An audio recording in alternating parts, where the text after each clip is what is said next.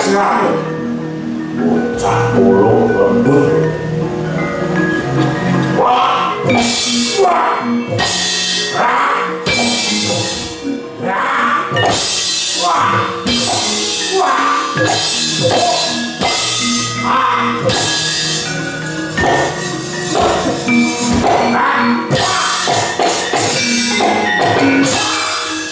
Duryudana ora bakal gelem mati. Yen ora bareng karo matine Patih Sengkuni.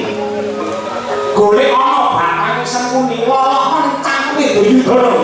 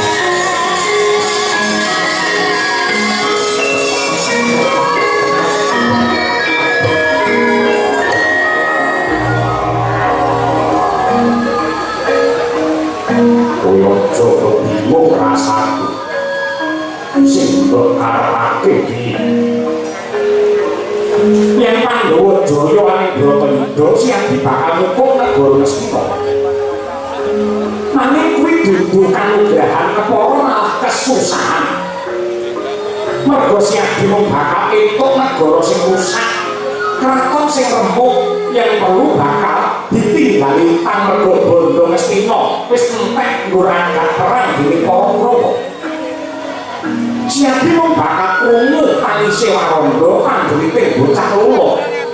Lan wong cacat sing dadi korbane perang.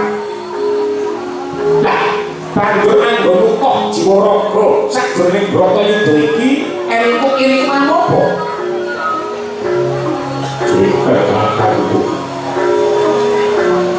Kowe ditakon apa pengen cacaki karo ati lewat udara. Eliko menungso lair yen ora ngomong apa. Ya mergo kemurane pangeran banjur menungso pinari kanthi rapi bener lan sewu kebunan. Sing tegese wong urip tanpa paitan weruh-weruh wong kariwit banjur dinuntut dening Purgane Gusti. Mula urip sing bener kuwi mung asrat sumarah tanpa rasa milik marang apa wae. Tanpa hidup alang sumpahe satriya sing kudu sepi pamrih rame kali. Jroning Bratayuda iki aku dadi Prabu dadi piranti nek bener supaya misah angkara murka. Tanpa aku ngarep-arep bebungah apa-apa kejaba mung asih pangeran. Yen pancen rampunge Bratayuda Pandhawa kudu ngroti wong cacat, openi wong loro, bakal tak tampa kanthi ikhlas. Mergo yen uripku bisa diguna tumrapake wong akeh, kuwi padha karo 1000 nugroho sing tak tampa tanpa tandinge cacat.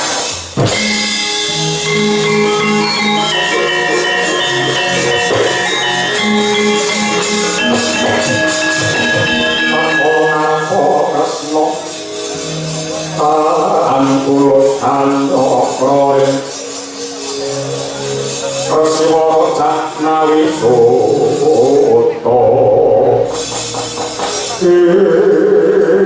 Adiku dia diwong satrima ucapmu nanging lentes lan pantes dirumahake Arya Sina.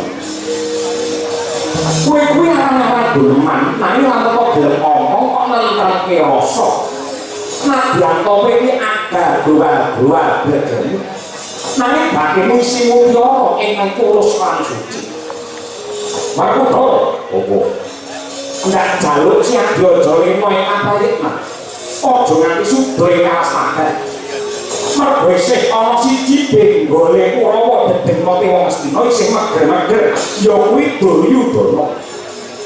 Ing pungkasane Bratayuda iki sira yali Werkudara ndak kepitan kudu bisa ngadeg jejeg minangka pandang panggone kautaman lebur marang sukasaning bumi lebur.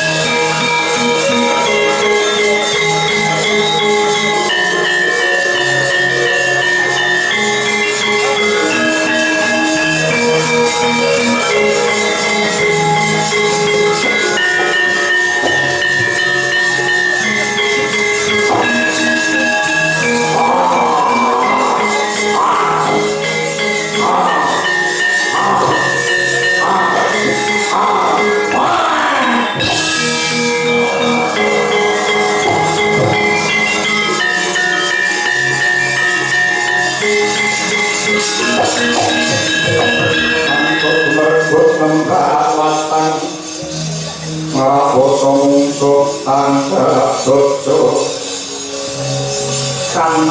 tahu saya tapi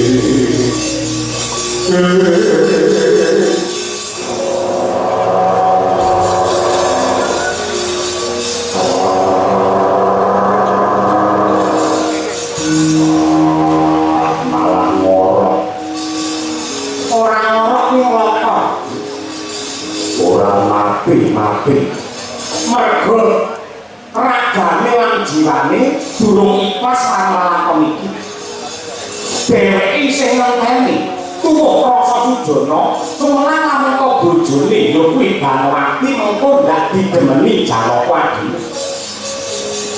iki ora bakal mati men ora ngalih saka panggonan mara gage tabreken watu gedhe